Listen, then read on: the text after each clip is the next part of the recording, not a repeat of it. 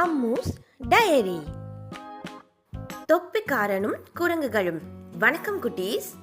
முன்னொரு காலத்துல ஒரு ஊர்ல ஒரு தொப்பி வியாபாரி இருந்தாரு.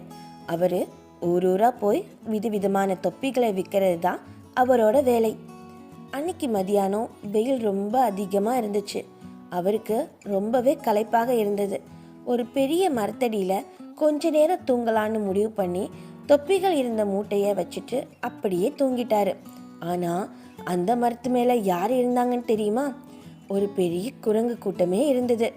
தொப்பிக்காரர் தூங்குறத பார்த்த அந்த குரங்குகள் மெதுவா சத்தம் போடாம கீழே இறங்கி வந்து அந்த மூட்டையை திறந்து ஆளுக்கு ஒரு தொப்பியை எடுத்து தலையில மாட்டிக்கிட்டு மறுபடியும் மரத்து மேலே ஏறி உட்கார்ந்துருச்சு. கொஞ்ச நேரம் கழிச்சு வியாபாரி முழிச்சு பார்த்தாரு. அடடா, என்ன இது, மூட்டை காலியா இருக்கேன்னு பதறி போயிட்டாரு. மேல நிமிர்ந்து பார்த்தா எல்லா குரங்குகளும் கலர் கலரா தொப்பி போட்டுக்கிட்டு இவரை பார்த்து சிரிக்குதுங்க.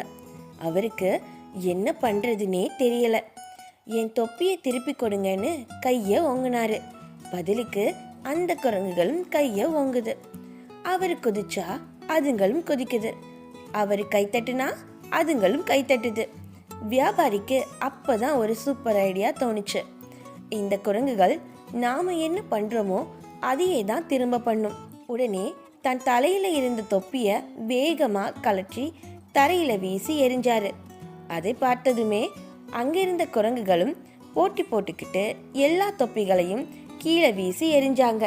நம்ம புத்திசாலி வியாபாரி ஒரு நிமிஷம் கூட தாமதிக்காம சிரிச்சுக்கிட்டே எல்லா தொப்பிகளையும் எடுத்துட்டு மூட்டையில கட்டிக்கிட்டு கிளம்பிட்டாரு. பாத்தீங்களா குட்டீஸ், ஆபத்து வரும்போது பதறாம புத்திசாலித்தனமா யோசிச்சா எதையுமே சாதிக்கலாம். என்ன குட்டீஸ், இந்த கதை உங்களுக்கு பிடிச்சிருந்ததா? இது போன்ற சுவாரஸ்யமான கதைகளை மேலும் காண நம்ம சேனலை சப்ஸ்கிரைப் பண்ண மறக்காதீங்க.